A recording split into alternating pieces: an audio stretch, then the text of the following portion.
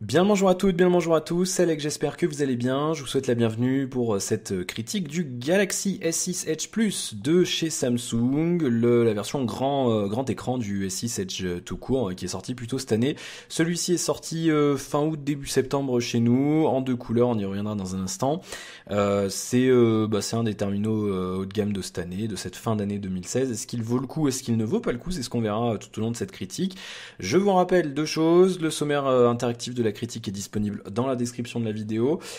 Si vous êtes sur un ordinateur, sinon faudra y aller manuellement, malheureusement ça marche pas, on peut pas cliquer sur les applis, c'est dommage. Donc si vous voulez juste une info sur un point en particulier, vous cliquez sur l'euro d'attache correspondant, ça vous transportera directement au bon endroit.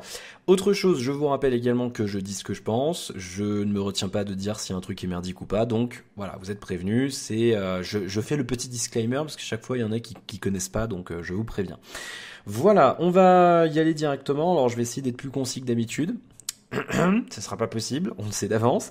On va parler bien sûr comme d'habitude du design et de l'ergonomie. On reviendra très rapidement sur les specs. On parlera de l'écran, on parlera de la ROM, de la surcouche et des applis préinstallées, des features waouh. On parlera de la téléphonie, des contacts, musique, vidéo. Est-ce que c'est un bon téléphone en lecture multimédia? On verra ça tout à l'heure. On parlera de la navigation web du GPS, on parlera réception réseau, on parlera du DAS bien sûr, on fera un tour sur les jeux et performance. Et puis on parlera ensuite de l'appareil photo, de l'autonomie, et ensuite on terminera bien sûr avec la conclusion habituelle. Du coup on est parti directement dans le vif du sujet avec le design et l'ergonomie de ce téléphone, qui est un petit peu atypique, vous le savez, il y a un écran incurvé, on va y revenir dans un instant. Je vous parlerai tout à l'heure de son utilité dans la partie suivante, dans la partie ROM et feature waouh, parce que c'est une feature waouh, c'est pas un truc voilà, je vous le dis tout de suite, on s'en sert pas tous les jours. Du coup, niveau design, moi je trouve ça très réussi. Alors ce test reprendra vraiment des choses que j'avais déjà dites pour la version petite, le petit frère du S6 Edge Plus. J'avais déjà testé le S6 Edge lors de sa sortie, donc si vous voulez comparer, vous regarderez l'autre aussi. Mais voilà, c'est pour ça que normalement je devrais aller plus vite. Je vous renverrai régulièrement sur l'autre critique, parce que ça sert pas à grand chose que je répète deux fois la même chose. Mais voilà, globalement, il y a beaucoup de choses qui se rapprochent de l'autre téléphone et ça n'a pas changé. Je suis toujours satisfait. Sur le design, c'est toujours le cas. Alors en l'occurrence, je l'avais pris en version Gold, alors je sais plus le nom exact, le nom commercial, mais donc c'est version or, tout simplement. Il existe en version bleu saphir, là où je sais plus comment ils l'appellent, et c'est tout. En France, on n'a pas la version blanche, on n'a pas la version gris là, gris anthracite, ou je sais plus non plus encore l'appellation commerciale. Je l'ai pris de cette couleur là parce que tout simplement le jour où je l'ai acheté, il y avait plus de bleu. Mais finalement je regrette pas parce que ça change un petit peu et puis moi je le trouve pas si moche que ça. Alors là ça se verra pas tellement avec la balance des blancs, si ce n'est que je l'ai nettoyé, je vous mens pas, je l'ai nettoyé avant de tourner et d'ailleurs le bureau est dégueulasse. Je l'ai nettoyé avant de tourner et ça c'est les traces de doigts que j'ai mis dessus depuis que je l'ai pris après avoir commencé la vidéo. Donc je vous le dis, ça se salit très vite, c'est l'un des inconvénients du design de ce téléphone-là.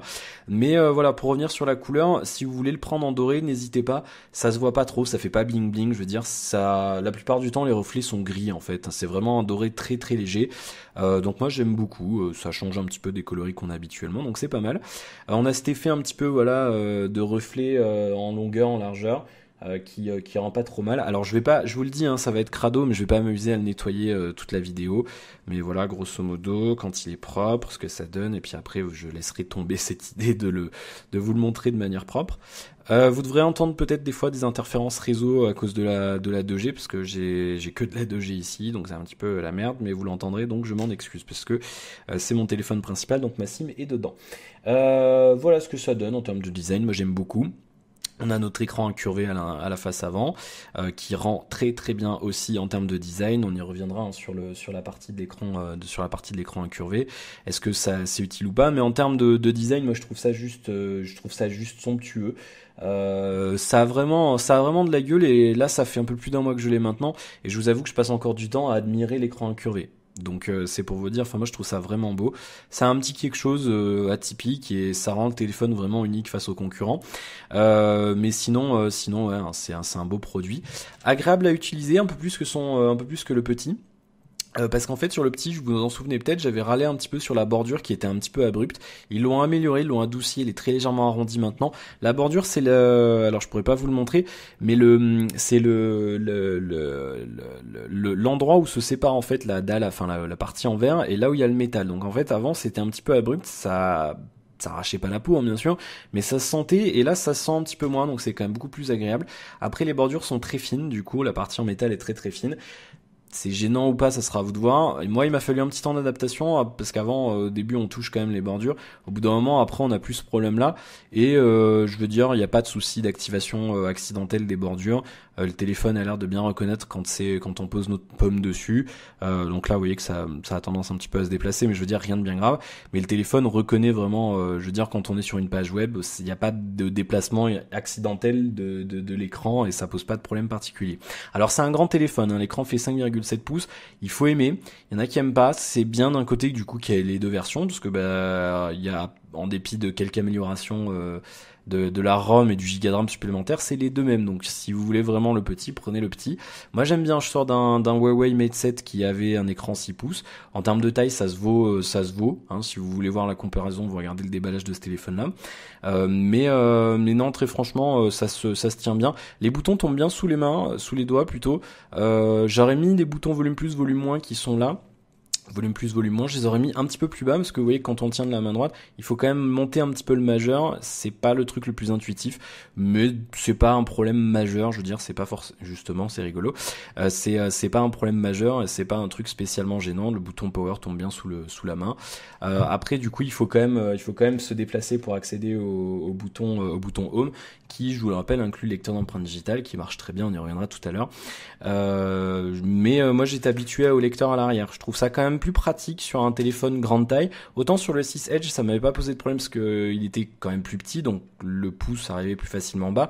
Mais là, vous voyez, quand on le tient comme ça, on est quand même obligé. Vous voyez ce que je veux dire? On est obligé de faire quand même un petit mouvement. Enfin, moi, je suis obligé de déplacer mon auriculaire pour faire tenir, enfin pour faire pivot et le faire tenir, parce que sinon c'est, vous voyez, ça, je suis obligé de tirer, c'est pas du tout agréable. Donc je suis obligé de faire comme ça et de faire lever un petit peu le téléphone pour pouvoir y accéder facilement et pour pouvoir déverrouiller le truc. Donc c'est grand, moi je suis habitué. Maintenant, si vous venez d'un téléphone avec un écran plus petit, essayez si vous le pouvez de le tester en magasin, en boutique, ou si vous avez un ami qui l'a, pour vous faire une idée, parce qu'il faut quand même prendre l'habitude. Et c'est comme un téléphone qu'on utilise beaucoup plus à deux mains. Au-delà de 5,5 pouces, en général, c'est deux mains. Il n'y a pas moyen vraiment d'utiliser à une main. Même s'il y a un mode interface une main, je trouve pas ça très pratique. Je vous le montrerai même pas parce que je vous avoue que je l'ai jamais activé. Mais en gros, on peut en fait prendre tout l'écran du téléphone et le faire rentrer dans une surface plus petite. Mais voilà, si c'est pour faire ça tout le temps, autant prendre le S6 Edge tout court. Je vous le dis, c'est pas forcément super utile d'acheter un téléphone grand écran, c'est pour jamais s'en servir sur toute sa surface. Bien, du coup, petite interruption technique, vous avez vu, on m'a appelé, du coup j'ai dû mettre pause. Du coup, on parlait, oui, de la taille d'écran, et je disais que ça servait à rien fondamentalement d'acheter un grand téléphone si vous avez besoin de l'utiliser à une main tout le temps, c'est un petit peu dommage. Après, vous faites ce que vous voulez, bien entendu. Mais voilà, sinon c'est vrai qu'en termes d'ergonomie ça marche bien et c'est un téléphone très très agréable à utiliser. Justement, on parlait de l'écran maintenant et c'est incontestablement l'un des points forts de ce téléphone. Alors je vais essayer de faire une balance des blancs manuelle, je vous garantis rien. On va essayer de le faire rapidement. Voilà, ça a l'air d'être un petit peu plus naturel comme ça. Oui, c'est plus naturel. Non, en effet, ça rend mieux. On va le laisser comme ça. Du coup, l'écran, oui, c'est vraiment indéniablement un des trucs les plus agréables sur ce téléphone. Alors, vu que c'est un écran OLED, vous avez une espèce d'effet de vague. Je sais pas si vous le verrez, mais c'est le problème des écrans AMOLED. Alors, bien sûr, il y a encore des messages qui arrivent sur ma boîte mail. Tu sais, c'est genre le truc bien pénible. Du coup, oui, l'effet de vague ici qui pose problème avec les écrans AMOLED en fonction de l'état de luminosité. Malheureusement, je pourrais pas y faire grand chose. On va essayer de pas l'avoir, mais voilà, c'est un truc inhérent aux écrans AMOLED. Alors, cet écran AMOLED, il est très très bon. Je vous le dis tout de suite, il est encore mieux calibré que l'écran du Galaxy S6 et du Galaxy S6 Edge standard. On va aller faire un petit tour dans affichage et je vais vous montrer qu'on peut modifier un petit peu le mode d'écran. Alors, je sais pas vraiment si vous verrez de différence à la vidéo, mais moi je reste sur affichage adaptif. Je trouve que sur basique ou les autres, même sur basique et photo, j'ai tendance à trouver les blancs trop jaunes, donc je reste sur affichage adaptif. Le reproche que je pourrais faire, c'est que j'aurais bien aimé pouvoir le faire manuellement, c'est-à-dire choisir la température des couleurs manuellement. C'est possible sur certains téléphones concurrents, donc c'est vrai que Samsung, ça serait bien de vous y mettre, ça serait quand même pas mal. Très très bel écran et surtout il est très très lumineux. C'est un des écrans, si ce n'est l'écran le plus lumineux du marché. Vous voyez, hein, ça claque vraiment, on a vraiment des couleurs vivaces, je sais pas si ça se dit, mais des couleurs vives en tout cas, vraiment de très très belles couleurs. On va lancer le test de couleurs d'Antutu et bien sûr on a des noirs infinis, hein, c'est vraiment le meilleur taux de contraste possible, c'est les contrastes infinis avec des AMOLED, puisque quand c'est noir sur un AMOLED, je vous rappelle que tout simplement c'est éteint. Voilà, donc du coup tu peux pas avoir mieux en termes de noir profond. Du coup voilà, on a vraiment des couleurs très très belles. Alors j'ai appuyé, du coup on n'a pas vu le bleu. On va le relancer. Voilà, le rouge, le bleu, le vert. Alors le vert c'est le truc qui rend moins bien avec la balance des blancs, mais je vous assure qu'il est juste magnifique. On a vraiment du vert quoi, tout simplement. Le noir, plus noir tu peux pas. Et le blanc sort plutôt blanc. Alors j'étais un petit peu pénible la dernière fois avec les écrans AMOLED. Vous en souvenez peut-être si vous avez vu ma critique du S6 Edge tout court. J'étais un petit peu pénible parce que je trouvais que les couleurs étaient un petit peu trop jaunes, même avec le mode basique, et je trouvais aussi que les couleurs avaient tendance à devenir un peu même rougeâtres quand on avait la luminosité au plus faible. C'est pas le cas du tout avec cet écran-là, c'est pour ça que je dis qu'il est mieux calibré. J'ai pas ressenti du tout de gêne ou de problème particulier avec cet écran. C'est vraiment un très très très très bel écran, et la partie incurvée est pas mal non plus, hein. C'est juste un élément de design, mais ça rend bien, et les couleurs ont moins de distorsion, j'ai l'impression, qu'avec la partie incurvée de son petit frère. Donc aucun souci, et puis aucun souci non plus avec le multitouch, hein. On peut vraiment mettre nos doigts les uns à côté des autres, il va les reconnaître sans problème particulier. Alors bon, ça a tendance à déconner, mais de toute façon on fait jamais comme ça, mais voilà, on peut quand même les mettre très très proches l'un de l'autre, et aucun problème particulier. Voilà, je sais que j'en parle jamais d'habitude, mais je sais pas, là j'avais le truc sous la main, donc pourquoi pas. Toujours ce mode de luminosité spécial plein soleil, je vais le mettre à côté de la lumière un instant, il devrait s'activer. Ou pas d'ailleurs, non, il s'active pas, on n'a pas une luminosité assez élevée. Je vous renvoie sur la critique du S6 Edge, j'en ai déjà parlé, vous connaissez si vous avez un téléphone Samsung, mais voilà, il y a un contraste spécial qui s'active.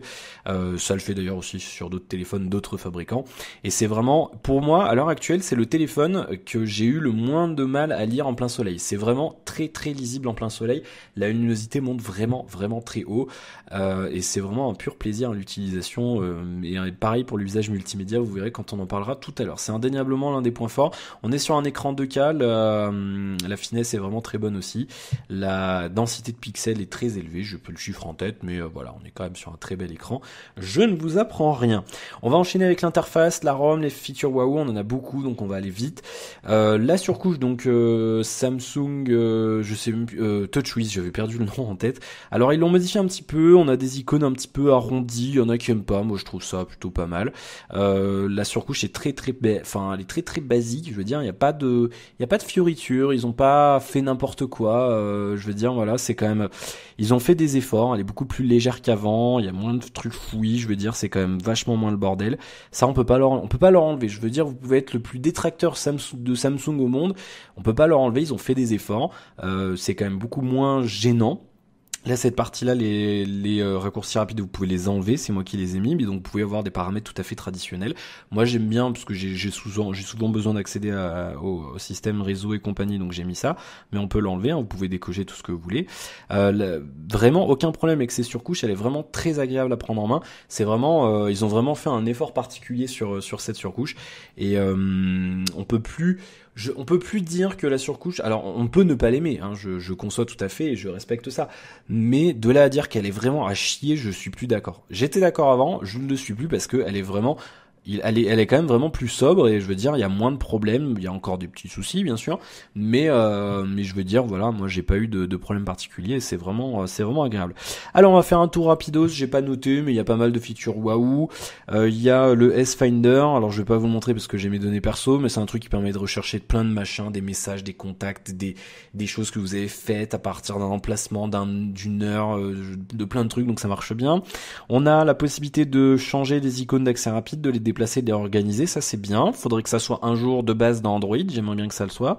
Voilà, on peut désactiver, activer connexion rapide et compagnie. Donc là, si on le veut, hop, on le coche et il y sera ici. Voilà, sans problème.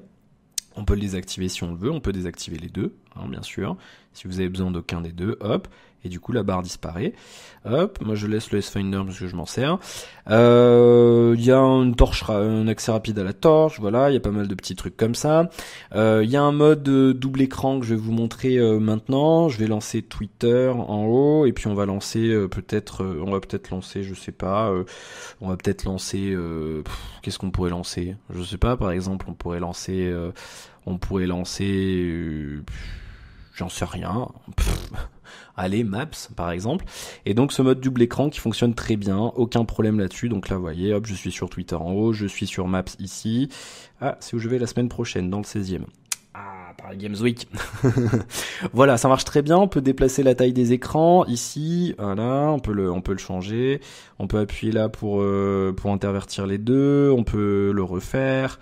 On peut faire quoi? On peut réduire un écran, on peut agrandir Twitter. Ensuite, on va retourner ici, on va relancer Maps.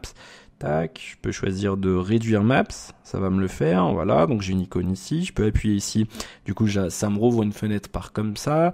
On peut le faire avec on peut le faire avec plusieurs fenêtres en même temps. Voilà, on peut les déplacer, etc. Donc ça marche très très bien. Un vrai multitâche que j'aime bien. On peut redimensionner les fenêtres. Voilà, on peut après rebasculer, on peut le remettre en grand, bim, voilà. Enfin, vous voyez, on peut vraiment faire tout ce qu'on veut. C'est vraiment excellentissime comme multitâche et c'est un truc que j'adore, quoi. C'est vraiment, moi je trouve ça vraiment top. Ici, justement avec ce multitâche, il y a un truc bien, c'est qu'on peut faire des copier-coller d'images entre applications compatibles. Donc par exemple, vous avez une photo dans la galerie, vous pouvez la copier pour l'inclure dans un message. Alors ça marche pas avec tout. J'essaie avec Twitter par exemple, ça marchait pas, c'est dommage.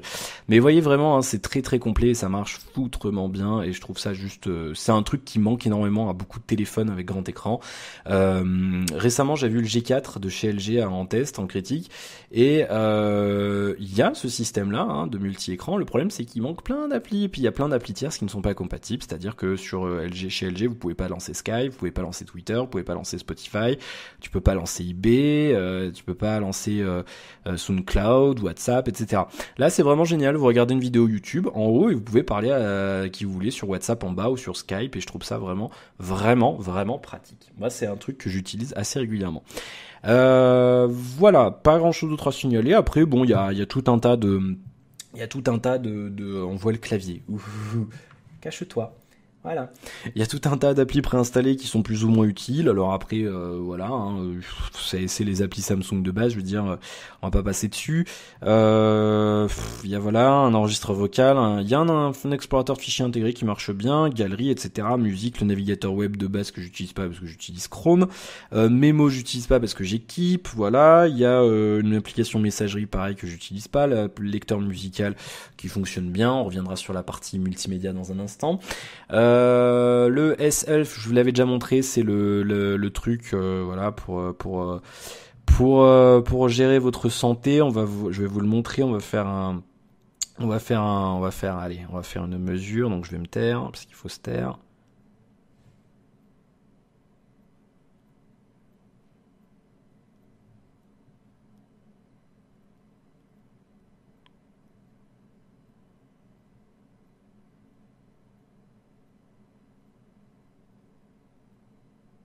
Voilà.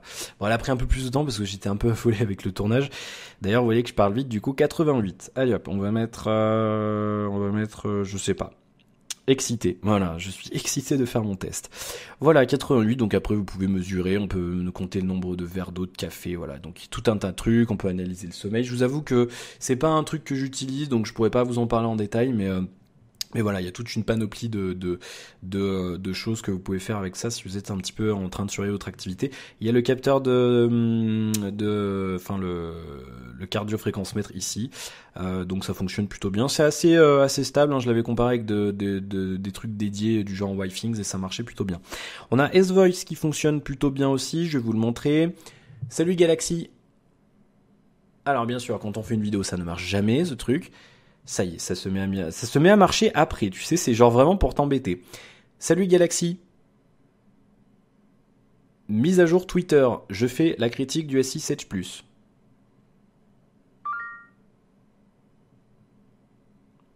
Alors, c'est lent parce que... Dites mise à jour, annuler ou énoncer quelque chose à nouveau. Mise à jour. Le tweet ne veut rien dire. Statut mise à jour. Voilà, bon, ça rame un peu parce que c'est plus lent, c'est plus rapide d'habitude. Là, j'ai vraiment une mauvaise connexion, donc c'est pour ça que c'est lent. Mais voilà, ça fonctionne bien. On peut l'activer quand c'est en veille. Il y a tout un tas de trucs qu'on peut faire. Ça, c'est peut-être celui qui se rapproche le plus d'un Siri. L'assistant d'LG par exemple est un petit peu moins bon. Et après voilà, donc non, il fonctionne plutôt bien. Moi je m'en sers pas vraiment parce que j'en ai pas l'utilité, mais sinon ça marche quand même plutôt bien, donc rien à signaler de ce côté-là. Alors après la reconnaissance vocale, vous avez vu quand on part sur des termes un petit peu chelous, elle a un peu du mal. Tout à l'heure j'ai dit tweet, il a écrit truite comme le poisson, donc c'était un petit peu bidon.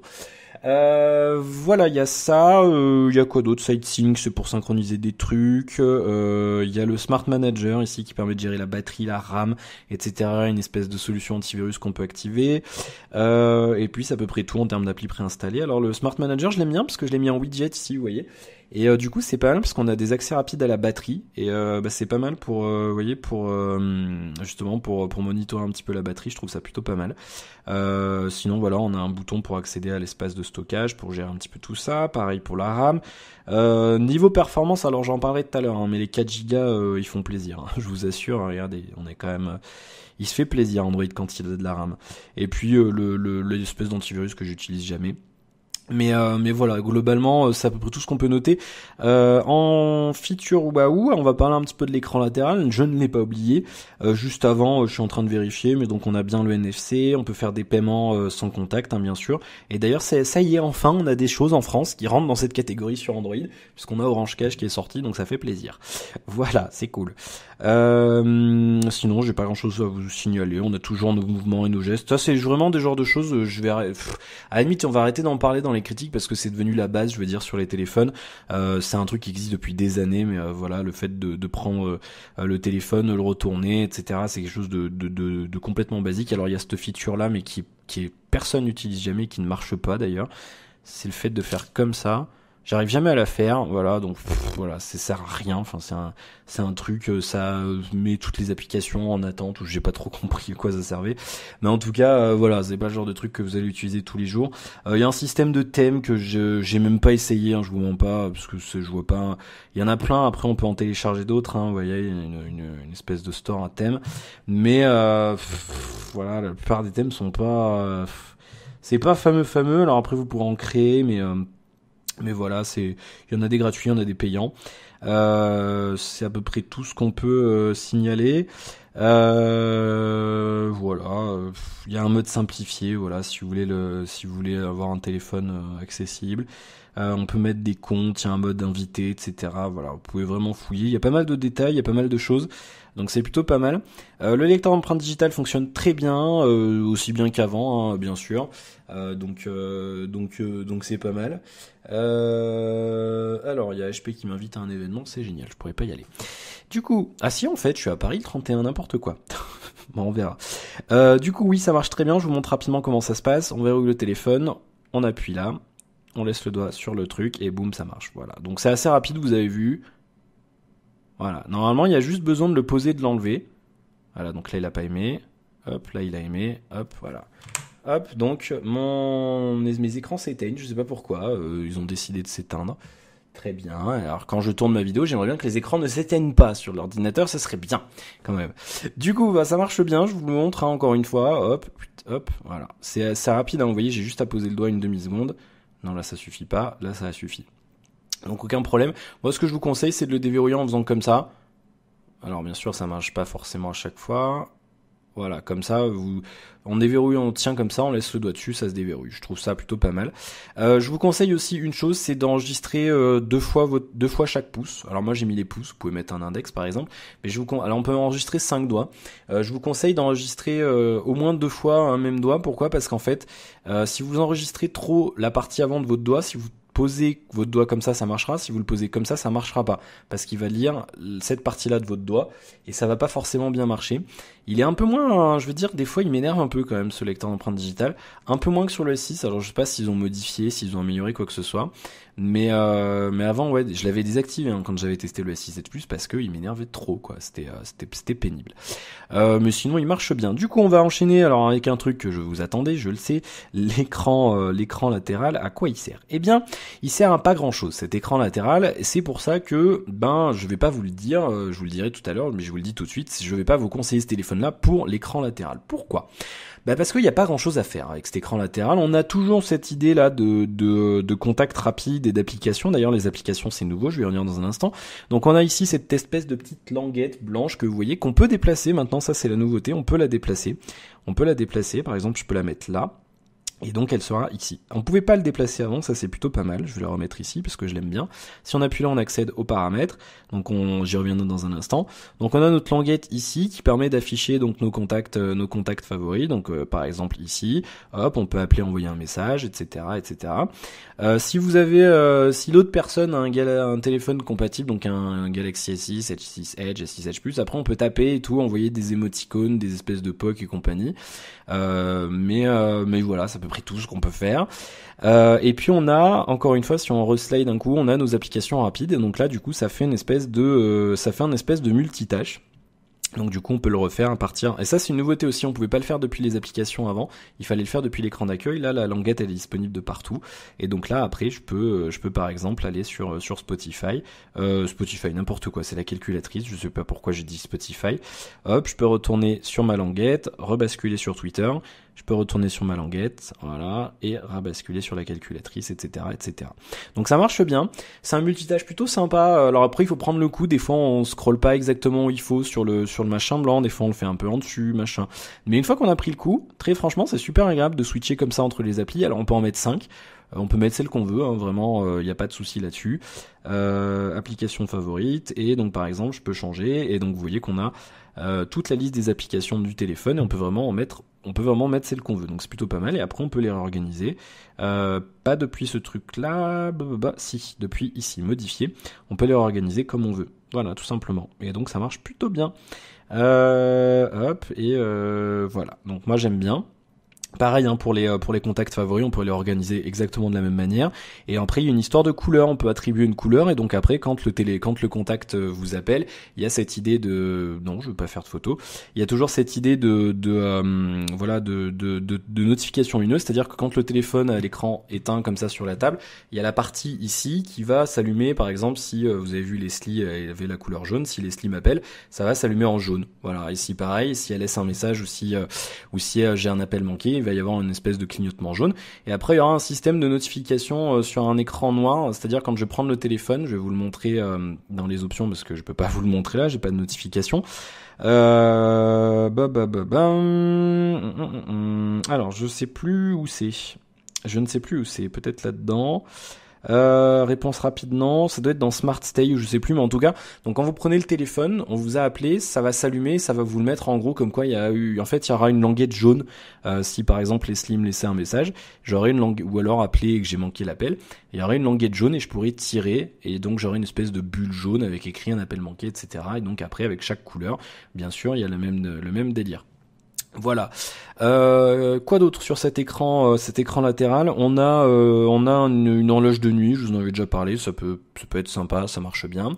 On a alors je suis tout tordu. Je suis désolé, je suis tout tordu dans cette vidéo. Pardonnez-moi. Du coup on a ça, je suis perdu. Écran latéral, voilà. Nos contacts favoris, je vous l'ai montré. Flux d'informations, je vais vous le montrer. L'horloge de nuit et c'est à peu près tout. Alors flux d'informations, c'est ce qu'on a Je vous l'avais déjà montré, je vous remontre sur ce téléphone-là. C'est ce qu'on a quand on scrolle comme ça. On fait un petit effleurement, on a un flux d'informations, voilà, avec des panels. On a les hashtags, les trending topics Twitter, un flux d'infos Yahoo qui marche quand il veut, les notifications, et c'est tout. À l'époque du S6 Edge tout court, je vous avais dit, il n'y en a pas beaucoup. Et c'était même scandaleux parce qu'il n'y en avait pas assez. Donc du coup là on en a un petit peu plus de base, on a 2-3 trucs supplémentaires et on a un bouton ici pour en télécharger. Ça va nous amener sur le Galaxy Store, ou je sais plus comment ça s'appelle, et on a les Edge Specials, les Edge Feeds. Donc là on en a quelques-uns, il y a des développeurs tiers qui s'y sont mis. On a voilà Message for S6 Edge, etc., etc. Et on a un Quick Settings plutôt pas mal, mais il coûte quand même 1,39€ d'ici, je vois quelque chose comme ça. C'est 1,33€. Voilà, je voyais pas le chiffre d'ici. Donc on a que ça. Voilà, donc on en a que ça. Il y en a quand même 2 payants dans le lot, même 3, 4 je vois, 5, d'accord. Donc c'est un petit peu limite. Et en dehors de ça, je m'en sers jamais. Je vous le dis, cette feature-là, je m'en sers jamais. Déjà parce que ça marche pas toujours. Ça met 2 heures à s'afficher et je vois pas l'intérêt. Je veux dire, autant ouvrir le téléphone ou alors si vous êtes comme moi, vous avez peut-être une montre Android Wear et du coup ça perd tout son intérêt. Je veux dire, en plus t'as le téléphone comme ça sur ton bureau, autant le faire comme ça. Des fois en plus le téléphone il va bouger, ça va pas forcément marcher. Autant le prendre et le déverrouiller quoi. Donc bon, je suis un peu je reste dans le cul entre deux chaises pour pardonnez ma expression, mais pour cet écran latéral, il a pas forcément un intérêt majeur sur le terminal et c'est un petit peu dommage d'ailleurs. Et contrairement à l'écran qu'on avait sur le Note Edge, mais voilà. Après oui, indéniablement c'est joli. Ça je peux pas l'enlever. Je vous le dis moi ça là, la petite, enfin j'appelle ça la languette, mais ça s'appelle comment, étiquette, je crois en français, un truc comme ça. Je m'en sers tous les jours, mais après le reste, voilà, je vois pas l'intérêt. Mais c'est un coup à prendre en plus. Ça c'est un truc qu'on peut s'en passer, je veux dire, c'est vraiment le genre de feature, c'est pas le truc le plus utile du monde, quoi. Je veux dire, je l'ai pas eu jusqu'à maintenant, je m'en suis passé, et le prochain téléphone que je prendrai sera peut-être pas un Samsung, et je m'en passerai très bien, sans problème. Voilà pour tout ce qu'on a en feature Wahoo. Après, on a plus de port infrarouge, par contre, on a la radio FM, qui fait RDS, et c'est à peu près tout ce que je peux vous dire en feature Wahoo sur ce terminal. Bien. On va enchaîner rapidos sur la lecture multimédia. C'est très très bon, je vous le dis tout de suite. On va aller faire un tour sur Spotify. Et il y a le nouveau Adele qui est sorti aujourd'hui. Je kiffe cette chanson.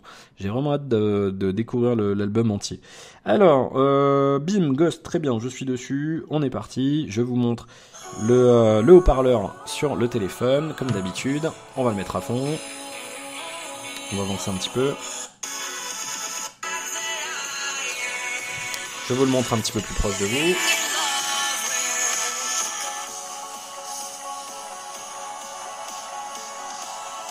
Voilà. Pas fameux, c'est un haut-parleur de téléphone. Il est là, le haut-parleur, ici. Par contre, il est bien isolé. Je monte le son. Ah, c'est bien isolé. Ça, c'est un truc pas mal à essayer quand vous avez un téléphone pour savoir si le téléphone résistera quand même plus ou moins à l'eau. Vous mettez le son à fond, vous mettez votre doigt sur le haut-parleur et s'il y a pas de son qui sort, c'est que le téléphone est bien isolé. Parce que s'il y avait un trou quelque part sur le téléphone, le son sortirait quand même. Voilà. Donc là, il est bien isolé. Bon, c'est un haut-parleur tout à fait banal, je veux dire. Pas mauvais mais pas extraordinaire, de toute façon faut pas s'attendre à mieux. En termes de sortie casque, là on est vraiment sur du bon. On est sur du bon, c'est vraiment excellent, on a une spatialisation juste magique. Je vais vous montrer un truc parce qu'on a un equalizer sur ce téléphone, et une fois n'est pas coutume, et donc ça c'est cool. On a un truc qui s'appelle Sound Alive, on peut régler on peut régler 2-3 trucs ici. Si on est un ouf, on peut faire un réglage manuel avec les différentes fréquences, les basses et les aigus. Ensuite on a un menu ici qui permet d'activer un truc dont je vous avais déjà parlé, Adapt Sound, qui va vraiment s'adapter à votre ouïe. En fait il y a un système de test un petit peu comme quand vous allez chez le médecin qui vous teste votre ouïe, vous avez des petits sons aigus ou graves, et en fonction des réponses de vos oreilles à certaines fréquences, le son sera un petit peu adapté, et c'est pas du placebo, ça marche quand même un petit peu. Après il y a un bouton pour le tester, pour comparer, et ça marche bien. On a un truc upscaler qui est censé améliorer l'échantillonnage des sons. Alors je comprends pas trop comment ça peut fonctionner, mais bon, pourquoi pas, je l'utilise pas. Ça non plus, l'ampli à lampe pro non plus, mais voilà, il y a 2-3 petits trucs d'effets que vous pouvez utiliser, mais mais de base le son est très très bon et c'est vraiment un excellent produit en termes d'écoute audio. Et lecture multimédia, on peut faire un petit tour sur sur YouTube. Non, ça va être compliqué avec la connexion internet. Mais donc non, on va pas le faire. Mais faudra encore sur parole, mais c'est très très bon parce que l'écran est très bon. Alors il faut s'y faire, il y a la courbe de l'écran qui peut gêner un petit peu au début, mais une fois qu'on s'y est fait, c'est pas un problème du tout et c'est vraiment, je vous assure que c'est vraiment pas un problème. Alors je vais fermer Spotify pour qu'on soit tranquille, pour pas qu'il télécharge des trucs. Mais voilà, aucun souci, très très bon terminal pour le multimédia. On va passer à la navigation web. Alors encore une fois, je vais fermer, voir si j'ai pas un truc personnel. Non, on va aller sur jeuxvideo.com comme d'habitude. Et on va rapidement se rendre compte que ça fonctionne très bien et que le téléphone tire très bien parti de l'Exynos 7420. C'est un octo-cœur, c'est à l'heure actuelle le processeur le plus puissant sur le marché.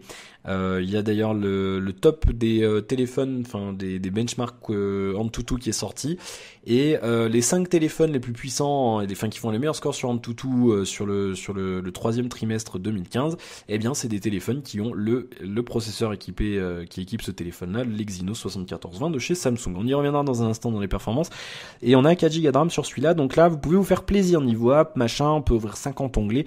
Je vous assure, moi je me suis retrouvé l'autre jour avec 10 onglets parce que je préparais la quotidienne. J'avais 10 onglets sur Chrome, j'avais YouTube, j'avais Spotify, j'avais Skype, j'avais Twitter, j'étais en communication, j'étais en train de téléphoner, et je changeais d'appli, il y avait rien qui se rechargeait. Je veux dire, j'appuyais sur Home, boum, c'était aussi rapide que ça. Et donc je vous assure que les 4 Go de RAM sont vraiment utilisés, et la gestion de la RAM est pas mauvaise. Je sais pas, il y en a qui trouvent qu'elle est mauvaise, alors je sais pas, moi d'habitude je râle beaucoup en plus là-dessus, mais j'ai pas eu de problème particulier. Donc là vous voyez, navigation web, c'est parfait, il n'y a aucun lag du tout, c'est vraiment super fluide. Et pourtant Dieu sait que jeuxvideo.com rame comme site, c'est vraiment un site super long. Donc là vous voyez, c'est snappy comme disent mes confrères anglophones, snappy. Voilà, c'est fluide. Je peux rien dire. C'est fluide, il y a aucun problème. C'est vraiment, il y a aucune latence. Voilà. Donc aucun problème à signaler. C'est très très bon. Et encore une fois, l'écran 2K permet d'avoir une expérience agréable. Encore une fois, on peut lire sans zoomer, ou alors même en zoomant très très peu. Donc c'est plutôt pas mal. Voilà. Du coup, on passe au GPS. Je vous le dis, ça marche très bien. Le fixe est quasiment instantané, aucun souci à signaler. Il n'y a pas trop de décrochage. Voilà, je pense que c'est tout à fait convenable. Je reste pas dessus. Je me répète à chaque vidéo, mais je fais pas de benchmark sur le GPS. Je vois pas l'intérêt particulier. Je vois pas d'intérêt là-dessus. On va passer à la réception réseau. Alors encore une fois, je me répète par rapport à la critique du G4.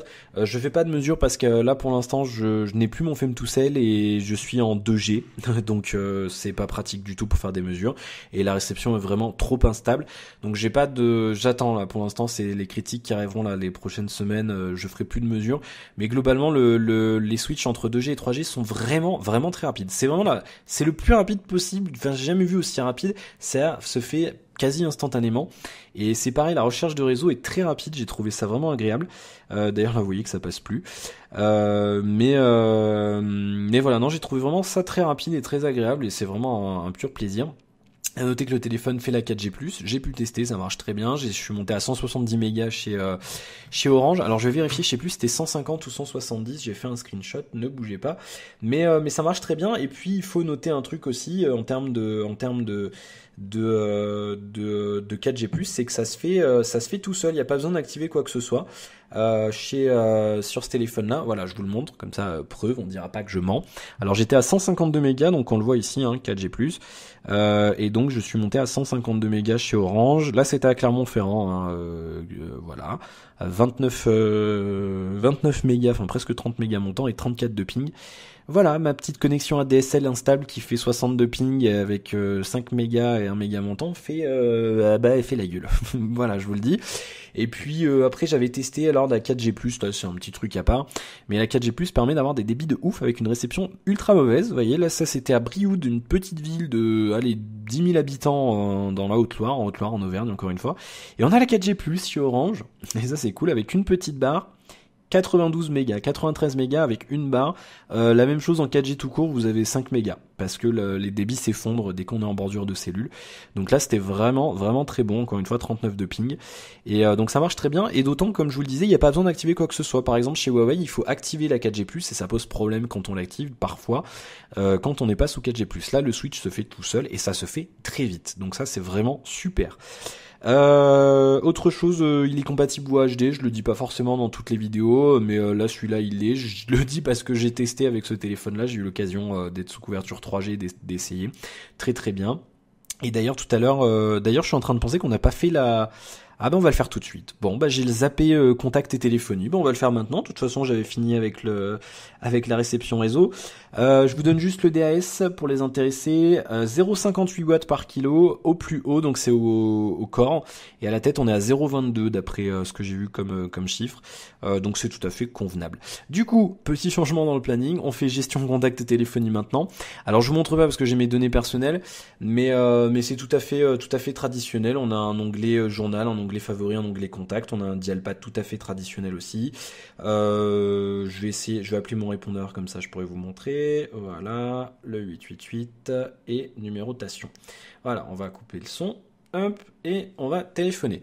Du coup, voilà, on a ça. On peut ajouter un appel. On peut avoir alors bien sûr le numérotation. Ça ne marche pas. Je ne peux pas passer de coups de téléphone. Vous voyez un petit peu comment ça se passe au fond de l'Auvergne. Ça marche bien. Hein. Le Bluetooth, voilà, le téléphone. Donc volume supplémentaire, en fait, ça augmente très légèrement le volume de ce haut-parleur là. Ça augmente un petit peu les aigus, donc il n'y a plus de réseau, ça va pas marcher. Et puis après, donc quand vous êtes en ligne, vous pouvez prendre des notes, aller sur internet, etc. Bien sûr, ça marche sans problème. Très très très très bonne qualité d'écoute. Alors je vous allez dire, voilà, il est payé par Samsung. Non, encore. En plus, je l'ai acheté. Hein. C'est mon téléphone, on me l'a pas prêté. J'ai dépensé des sous dedans. La qualité d'écoute est extraordinaire. Je vous assure, c'est le meilleur téléphone que j'ai jamais eu aussi, pour plein de trucs d'ailleurs. En termes de qualité d'écoute, j'étais déjà bien content du Huawei à l'époque que j'avais depuis janvier, mais là on est un cran en dessus. On a vraiment une qualité d'écoute sensationnelle. Je vous assure que ce haut-parleur, il est vraiment très bon. Donc si vous passez beaucoup de temps au téléphone comme moi, faites-vous plaisir. Voilà pour la gestion contact téléphonie. Après on l'appli contact, hein, c'est la même chose, il y a un système de groupe, voilà. Bon, ça sert à rien de passer 10 ans dessus. Jeux et performance. Alors, je vais pas vous montrer de jeu, pourquoi ? Parce que j'ai désinstallé Minecraft et les autres jeux, bon, si je peux vous montrer Hitman Sniper à la limite. Je vais vous le montrer dans un instant. On va d'abord faire un petit tour sur notre ami Antoto. C'est Monster, ce téléphone. C'est un des téléphones les plus puissants sur le marché à l'heure actuelle. On va aller sur l'historique, je vais vérifier qu'il n'y ait pas l'IMEI. Non, pas d'IMEI. Ici, on a fait 70 120 points sur Antutu. Le plus gros score à l'heure actuelle, c'est un Meizu, je crois qu'il l'obtient avec 76 000 points avec ce processeur-là. Pourquoi il a 76 000 et pas lui ? Parce que lui a un écran 2K et l'autre téléphone a un écran Full HD. C'est-à-dire que si ce téléphone-là avait un écran Full HD, on serait à 76 000 points à l'aise. 70 000 points pour comparaison. Alors je sais pas si on peut accéder. Si, on peut aller dans rang, je crois. Et on a différents portables. Voilà, je vous laisse comparer avec différents terminaux un petit peu plus anciens. On a le G4 ici qui est quand même un peu plus en dessous. Alors le 808, il est moins puissant en performance brute, mais voilà, encore une fois, c'est des performances brutes. Je cerne pas spécialement l'intérêt de perdre du temps là-dessus. Je vais lancer Hitman Sniper pour vous montrer. C'est pas un jeu super gourmand parce que c'est une 3D précalculée, mais enfin précalculée. Non, pas vraiment, mais voilà, c'est pas le jeu le plus gourmand qui soit, mais en tout cas, il est très très fluide. Alors, il est un peu lent à charger par contre ce jeu. C'est un petit peu pénible. Bim, hop, je vais faire jouer. Bon, je vais pas jouer, hein, je vais juste vous montrer la fluidité parce que je vais pas y arriver. Je le dis tout de suite. Alors, un petit peu lent à charger. Voilà. Hop. Voilà. Et donc, vous voyez, très très fluide. Aucun problème. On peut zoomer. Alors, je vais essayer de faire un petit frag.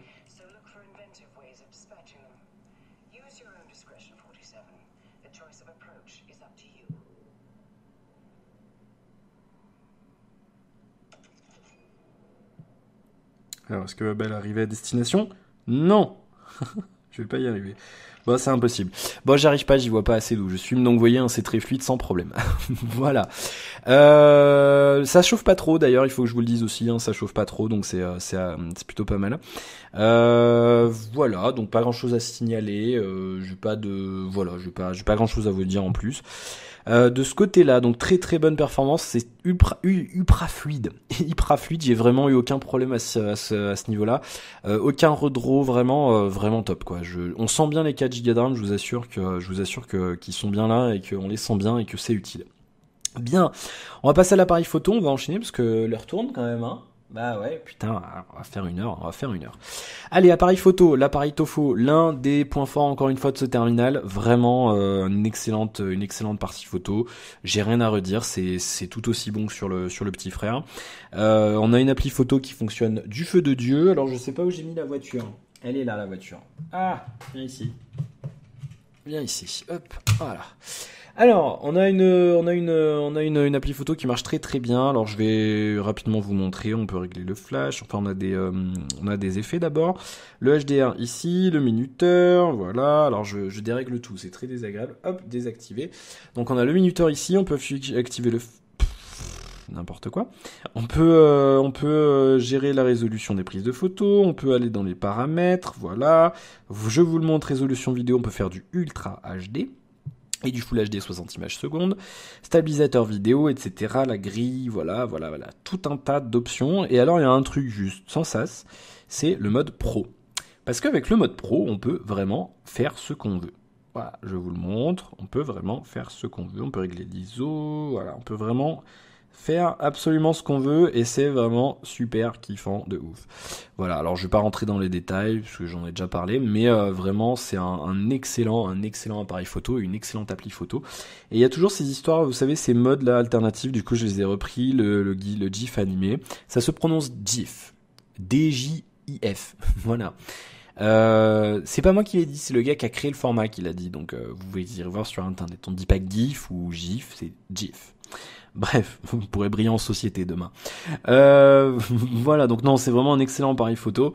Je vais vous montrer les extraits, parce que voilà, j'en ai déjà parlé, donc puis vous le connaissez sans doute de toute façon, mais c'est vraiment une très très bonne appli. Et l'optique est très très bonne. On est sur un appareil photo de chez Sony. Voilà, même Samsung s'approvisionne chez Sony maintenant. Parce que Sony, ça reste quand même un leader en termes de photos et c'est, je veux dire, là, tous les appareils haut de gamme s'approvisionnent chez Sony sauf LG. Donc parce qu'LG font des bons capteurs aussi. Mais non, vraiment Sony, y a rien à dire. Du coup, je vous montre nos extraits photos et vidéos habituels. On va commencer avec l'extérieur, bien sûr, comme d'habitude. Alors je suis toujours en auto, hein, je le répète pas forcément à chaque fois, mais je reste toujours en automatique avec HDR, vraiment les réglages de base quand vous prenez le téléphone chez vous.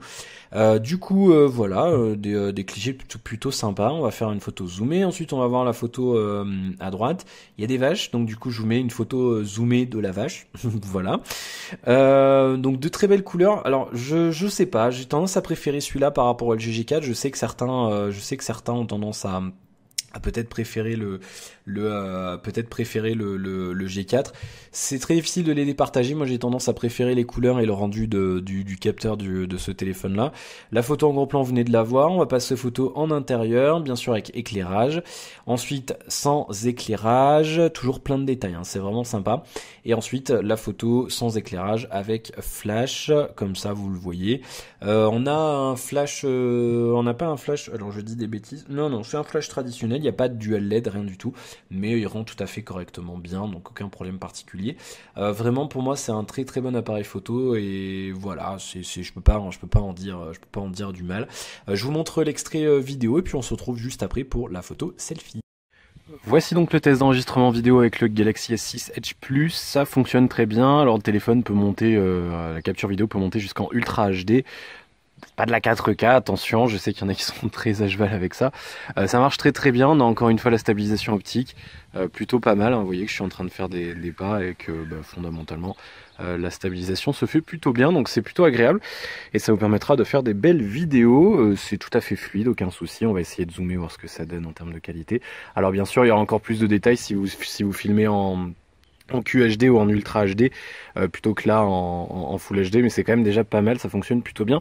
À noter, donc on peut faire une mise au point manuelle en appuyant sur l'écran et ensuite on peut changer l'exposition manuellement. Donc il y a un petit slider qui apparaît sur le côté de l'écran que vous ne voyez pas, mais du coup c'est pas mal parce que ça vous permet de faire des mises au point et de changer la luminosité à la volée directement en tournant, et c'est plutôt pas mal. Et après il nous suffit de rappuyer sur autofocus pour avoir réactivé la mise au point automatique. Donc ça marche très très bien, aucun souci de ce côté-là, c'est plutôt bon et l'équilibrage des couleurs est est bon. Voilà. Enfin, je veux dire, il est plus à présenter ce capteur de chez Sony. Il fonctionne très bien. C'était déjà le cas sur le S6 et le S6 Edge traditionnel, les plus petits. On fait le test d'enregistrement stéréo, je parle à droite et je parle à gauche, voilà pour le son, voilà d'ailleurs pour l'enregistrement au complet. Je vous retrouve tout de suite pour la suite de notre critique. Voilà, on se retrouve donc pour notre petite photo selfie habituelle. Voilà, je suis là. Grand angle, hein. Bah ouais, c'est un objectif grand angle. On le voit, hein. Putain, d'habitude on voit la moitié d'habitude. D'ailleurs, on peut pas zoomer. C'est bizarre, mais on peut pas zoomer. Donc on va faire la photo selfie comme d'habitude. Salut. Voilà, et donc vous allez la voir. Très très bonne qualité, encore une fois, j'ai rien à dire. Voilà, ça sert à rien d'épiloguer dessus, c'est un excellent appareil photo. Il y a rien à dire dessus, les deux capteurs sont très très bons. Voilà. Du coup, on passe à l'autonomie, et là l'autonomie, ah bah oui, on peut pas dire du bien tout le long. Il faut forcément que je râle à un moment donné. L'autonomie, c'est le problème de ce téléphone. Alors, on a une batterie de 3000 mAh, c'est plus que la batterie du S6 Edge Plus, mais ça suffit pas. Ça suffit pas à ce que je donne une bonne note et que je râle pas sur l'autonomie. Alors du coup, je vous le montre. Je vais vous montrer mon usage aujourd'hui, tranquillement. Donc vous le voyez, je l'ai débranché à peut-être 10h30, quelque chose comme ça. Il va être 18h, donc ça fait un petit peu plus de ça fait un petit peu plus de 7 heures que je m'en sers. Et il reste 52%. On m'annonce 8h55 minutes restantes. En termes d'usage, donc vous voyez, j'ai 1h41 de screen on. C'est pas fameux. Bon, j'ai quand même presque une heure et quart, on va dire 1h10 de téléphone. Et après, Android, TouchWiz, fonction à réseau radio. Alors, en effet, il n'y a pas beaucoup de réseau ici. On voit qu'il y a eu 11% de ma journée où j'ai pas eu de réseau. Donc, ça joue aussi sur la batterie, bien sûr. Ensuite, Chrome, UI System, Google Play. Voilà, donc on a tous les usages de base d'Android. Et donc on est à 1h40 de screen on, il me reste la moitié de la batterie, et on a 1h10 de téléphone. Donc en continuant cet usage, on pourrait monter à 3 heures de screen on, un peu moins. Non, même plus, 1h40, je dis des bêtises, on serait à même 1h45, on serait à 3h30 de screen on, avec 2h20 de téléphone. Donc vous voyez, 2h20 de téléphone, 3h30 de screen on, 3000 mAh de batterie. Si vous enlevez le téléphone et que vous le convertissez alors téléphone, et puis ça passe mal, hein, vous le savez, là vous voyez par exemple que j'ai pas de réseau, donc c'est un petit peu gênant, mais donc vous voyez que si on transfère, c'est-à-dire par exemple là je peux pas vous le montrer, mais si vous enlevez les appels vocaux et que vous faites du screen on à la place, vous pourrez monter quand même autour de 5h, 5h30. J'ai réussi à monter à 5h30, mais fallait vraiment pousser et j'étais vraiment comme ça, luminosité, donc c'est pas pratique. Moi j'aime bien que l'écran pète un petit peu, donc voilà. Mais voilà, grosso modo, partez sur une autonomie comprise entre, au plus bas, je dirais 3h30. En termes de, je parle toujours en screen on, hein, bien sûr. Après, si vous en servez pas, vous voyez que il estime qu'il y aura plus de batterie à quelle heure, je vois pas d'ici, à 2h du matin. Donc l'historique et l'estimation, on nous le dit ici, c'est basé sur une habitude d'utilisation sur les 7 derniers jours. Et c'est plutôt vrai. C'est vrai qu'en général, il calcule plutôt bien l'estimation et assez fiable. Donc du coup c'est pas mal. Alors là du coup vous voyez qu'il estime pas, il décide pas de faire comme chez LG. Là si j'avais un LG il aurait fait comme ça. Là c'est vraiment par rapport à un usage moyen sur la dernière semaine. Donc c'est plutôt pas mal. J'aime bien cette estimation. Elle est plutôt juste en général. Donc du coup je suis assez content. Donc du coup je vais pas dire que c'est une mauvaise autonomie, mais c'est vrai que j'aurais apprécié d'avoir un peu plus. J'aurais apprécié d'avoir au moins 3300 ou 3400 mAh. On aurait eu un petit boost en plus. Alors je sais que le téléphone est très fin, Je sais que c'est difficile, mais à un moment donné, il faudra faire du R&D du recherche-développement sur les batteries. Il faudra quand même trouver des solutions parce qu'on est on arrive en 2016. Dans 2 mois, dans 2 mois et demi, on sera en 2016. Et il faudra quand même trouver des solutions parce que à part grossir la taille des batteries, on ne sait rien faire. Il n'y a pas eu d'évolution majeure dans les batteries depuis 10 ans. Donc va falloir se bouger le fion quand même au bout d'un moment. Donc je sais qu'il y a des recherches, qu'il y a des universités qui nous disent on a trouvé un truc miracle, mais c'est jamais sorti. Donc pour l'instant, voilà. Encore une fois, je dis pas que c'est mauvais. Je vous laisserai seul juge. Moi, je vais mettre mon nombre d'étoiles comme d'habitude sur le site, mais voilà, parce que ça répond à mes attentes d'une certaine manière. Mais voilà, je suis quand même assez satisfait. Je m'attendais à pire, je vous avoue. Je pense que Samsung a un petit peu mieux géré le 7420, enfin le processeur, parce qu'il chauffe moins. Et un processeur qui chauffe a tendance à drainer un peu plus la batterie. Pourquoi, je sais pas. Mais voilà, ça chauffe moins, c'est mieux optimisé, donc je pense qu'il y a aussi ça. Mais voilà, c'est pas non plus dramatique. Et globalement ça marche quand même bien, et je veux dire voilà, vous pourrez faire 4 heures. Si vous êtes un gros utilisateur, achetez pas ce téléphone là, mais je veux dire si vous êtes un gros utilisateur comme moi, là vous voyez, bon c'est quand même un usage important, hein. Je veux dire, je l'ai débranché il y a 7 heures, je m'en suis servi 1h45, alors bien sûr il y a la critique, mais ça, et j'ai téléphoné 1h et 1h10. Donc du coup ça fait quand même 2 heures, ça fait quand même 3 heures sur les 7 heures où j'ai été sur le téléphone. Donc vous voyez, c'est quand même un usage assez important, c'est-à-dire 7 heures, si vous allez en cours ou quoi, vous allez débrancher votre téléphone, je sais pas, genre à 7h30, ça fait à 14h30 il vous reste la moitié de la batterie, et encore vous aurez été en cours ou au boulot, vous aurez pas passé au moins 3h30 sur votre téléphone, à moins que vous foutez rien en cours, mais voilà, grosso modo vous ferez quand même une grosse journée en usage assez intensif. Donc c'est plutôt pas mal. Je peux pas non plus dire que c'est à chier. Puis bien sûr on a nos modes économie d'énergie et ultra économie d'énergie. Ultra économie d'énergie, vous savez, ça fait voilà le mode noir et blanc et tout, ça marche bien sans problème. Et puis on a un truc qui analyse si on a des wake clocks ou pas. Voilà, on va passer à la conclusion puisque parce qu'on a fait l'heure. Voilà. Alors est-ce que c'est un bon produit? Oui, c'est un bon produit. C'est même pour moi je vais lancer, je vais le dire. Pour moi c'est un excellent terminal. Il y a l'autonomie qui pose un peu problème. Certes, elle est moins bonne que sur le téléphone que j'avais avant, mais le téléphone que j'avais avant, la batterie faisait 4100 mAh, il y avait un écran Full HD au lieu de 2K, le processeur était moins puissant, voilà, donc il y avait tout un tas de trucs. Mais en dépit de ça, il n'y a pas de problème majeur sur ce terminal. L'écran est excellent, la finition est excellente, il n'y a pas de trucs qui bougent, les boutons sont stables, on a du verre, du métal, enfin c'est juste magique. L'audio est excellent, la photo c'est excellent. Ça lag pas, il n'y a pas de problème de stabilité, les 4 Go de RAM sont utilisés à bon escient, on peut ouvrir 56 000 applications, il n'y a pas de problème. Le téléphone fonctionne très bien, j'adore le haut-parleur. Le switch réseau se fait très bien, le GPS fonctionne bien, il n'y a aucun problème avec ce téléphone.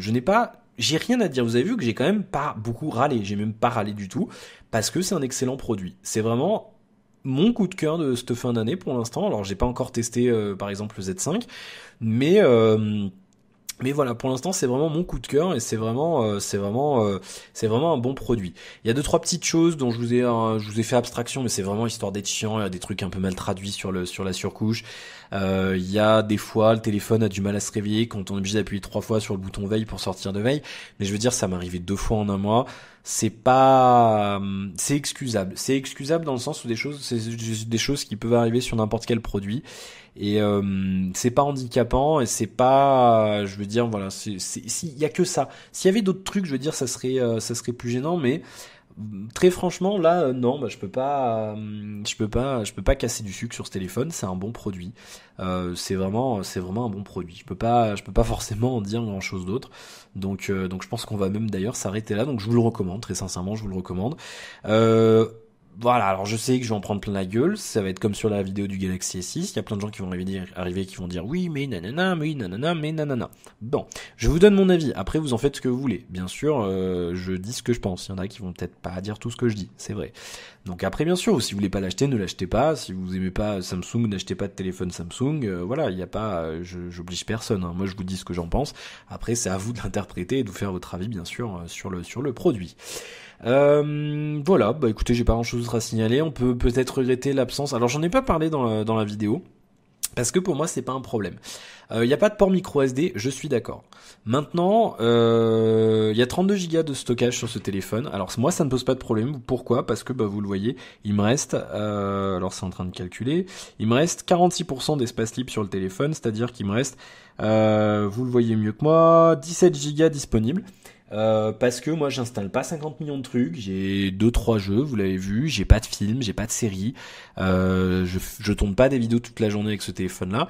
Pour moi, à l'heure actuelle, 32 Go sont suffisants. Si vous êtes un gros consommateur de multimédia, oui, ça va être problématique. Dans ce cas-là, prenez la version 64 ou 128 Go de ce terminal. Sans problème. Ça coûtera plus cher, mais d'accord. Mais à ce moment-là, oui, d'accord, c'est un problème de pas avoir de port micro SD.